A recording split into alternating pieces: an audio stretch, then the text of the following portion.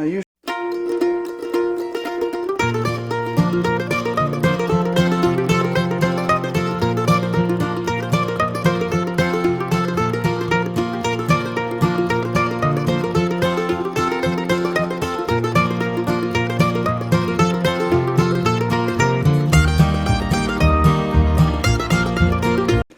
Welcome to Amateur Redneck Workshop. I'm Harold, and this video is going to be kind of a simple one, short and sweet.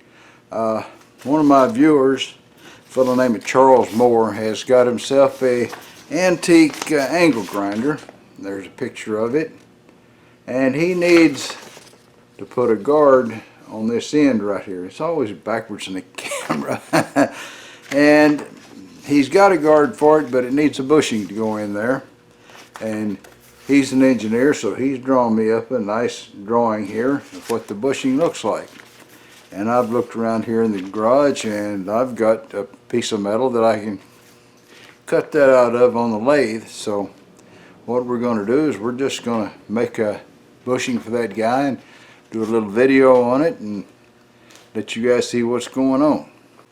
The Chinese supposedly have a saying when they want to wish you bad luck, to tell you, may you live in interesting times. And we're definitely living in interesting times. I can say that for a fact. Kind of makes you nostalgic for the peace and quiet of the 50s and 60s. And yeah, I know the hippies come along and stirred up the 60s a little bit, but not in the remote area where I lived, Houston, Texas. They hadn't really got here until nearly the 70s. Oh well, interesting times or not, let's get on with it. I used to say all projects start on the bandsaw, but thankfully I have had to amend that to say all projects start on the saw. And so I'm got a piece of 2.5-inch aluminum here, and I'm going to cut off about 1.5 inches of it, so I've got plenty to hold on for my project. Okay, so away we go.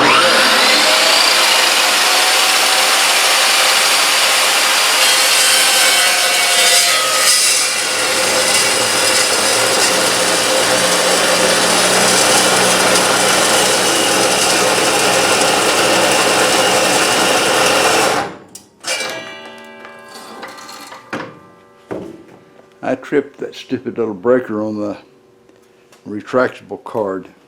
Alright, chances are I would have been better off not using this V-shaped attachment in the vise. It looks like I'm not making a really good straight cut, but at least I'm making a cut. Let's finish her up, and I won't press it so hard this time.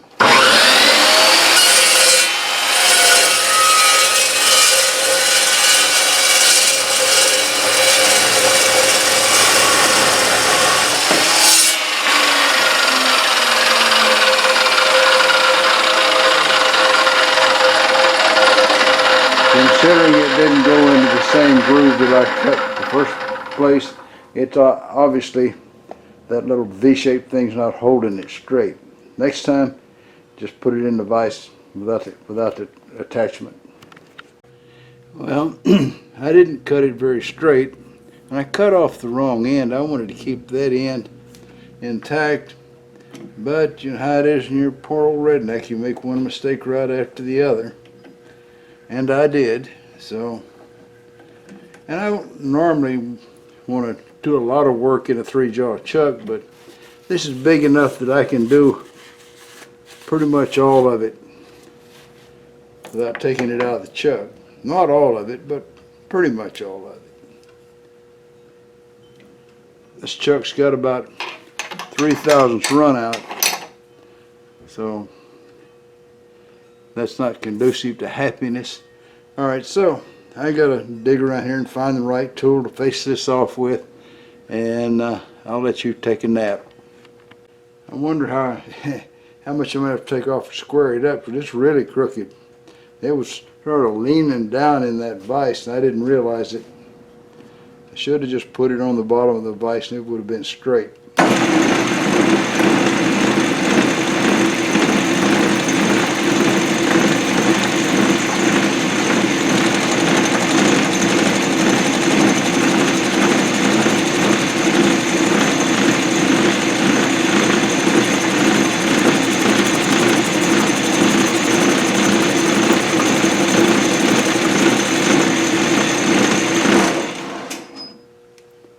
nap.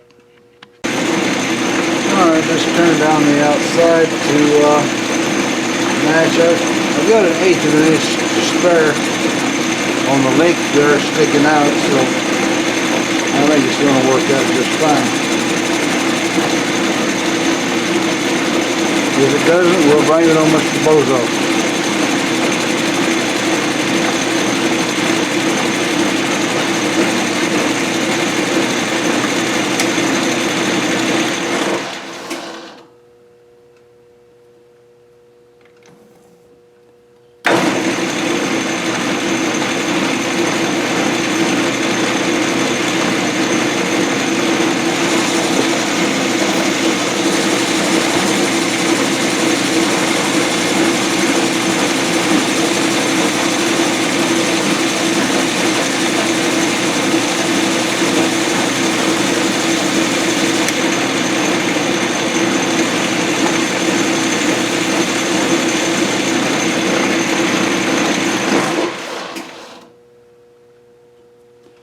Alright, so I'm going to go ahead and do the boring back and forth with this cutting tool, and I'll wake you guys up when I get close to our objective.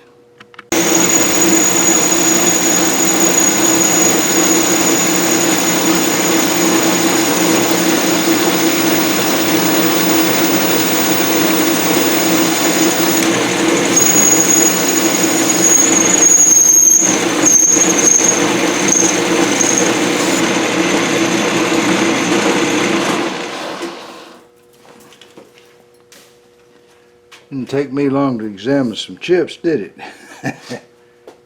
That was hot.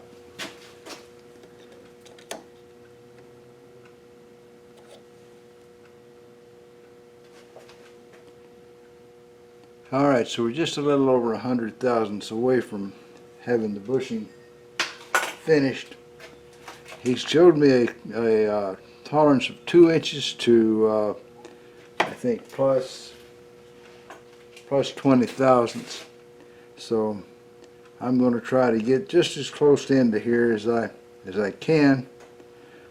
I left the outside at 2.2 inches because that was about mid tolerance that he gave me, and I may wish I'd made it even thicker. I don't know, but we'll see.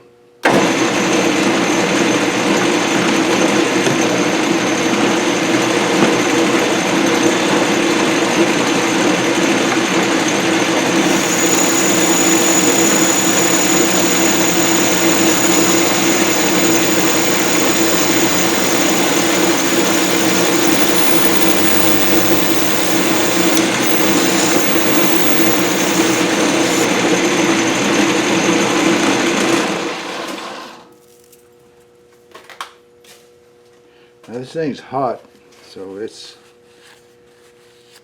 really needs to cool off some, I think.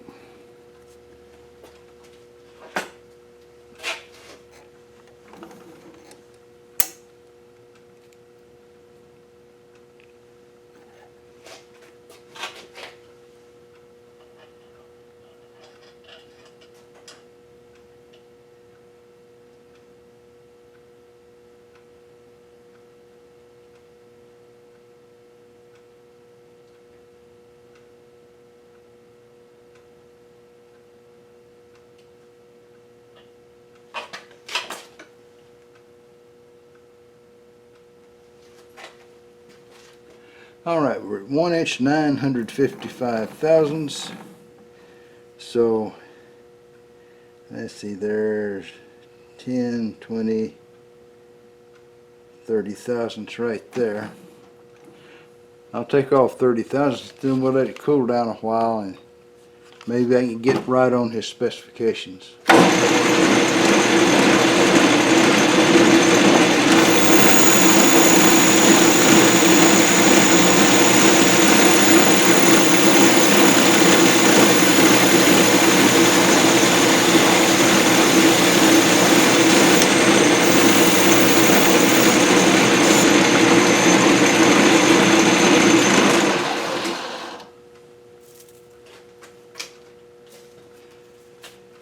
Alright, it's time to let it cool off some.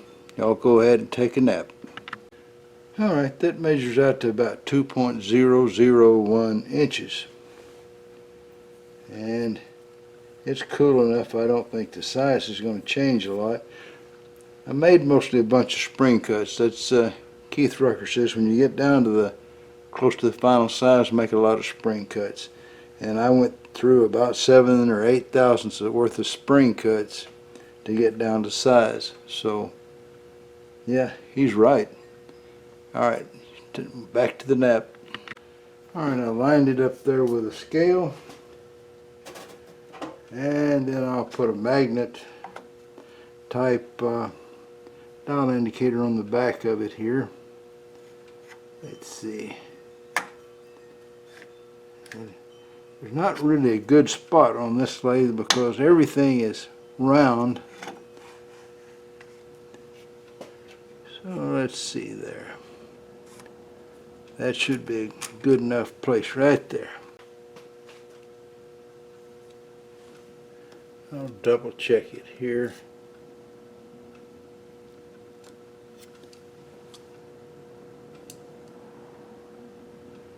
Well, that didn't come out right. Oh, yeah, I only went 600 thousandths. Oh, that's why it didn't come out right. There.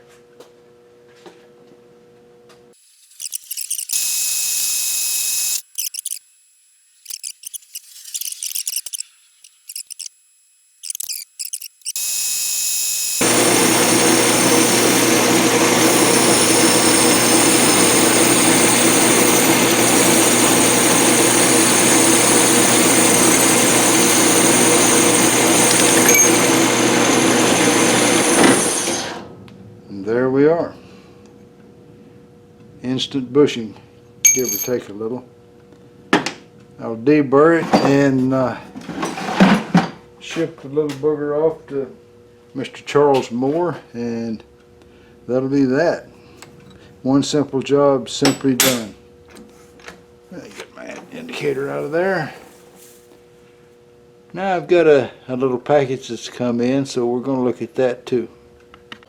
Well, the bushing has now made the trip to Mr. Moore, and he's got it mounted on his angle grinder, and you can see the bushing around the edge there. And here's the grinder shield on it, and everything fits. So not a complicated project, but it does work, so that's good. Okay, before we get to opening this box here, in a couple of videos back I tried to make a joke, and apparently some people took me serious.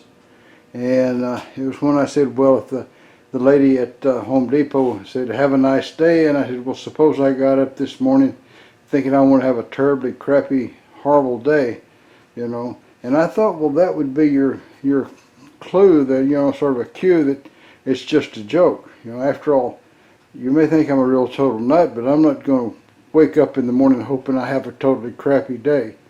But anyway, some people took me serious with that, and so I'd like to apologize to those guys. I guess I'm just not talented with jokes, and I need to leave the humor to other guys, you know. Okay, now Mr. Jim Ennis sent me an email, and his company is Tangent Engineering Company, and they make a sort of unique product. They've got the Quill Wheel. So he sent me this Quill Wheel. I don't know if you can see it here. Get it in front of the camera. And so he said that he thought I might need to put that on my new mill. So what we're going to do is we're going to move over there and stick this little booger on the mill. And don't worry about having to remember the name and stuff. I'll have a link down in the doobly-doo below the video. Let's turn that up sideways, and let's see here. Okay, so I pull the Bridgeport clone handle off, and we've got this guy. I'll take him and we'll line him up with the holes. He's got lots of holes on it. Tighten down on the wing nut. And there we are. quill wheel. Okay, I think that might come in handy. We'll have to see. After all, you guys know I don't have any Bridgeport experience, but looks like that would be pretty handy for drilling stuff. Okay, all right, that I guess wraps up the video, and I don't know if there's a joke, probably not, but we'll see. Oh, and my thanks to Jim Ennis for the quill wheel. I'm not normally that rude in person. It's just sometimes I get to running the camera and I forget who I am and where I'm at. So there you go. Anyway, this really is the end now. Well, that's all, folks. Y'all try to subscribe if you're not already a subscriber. Leave a comment if you got something to say. And above all, remember, keep on keeping on. Bye now.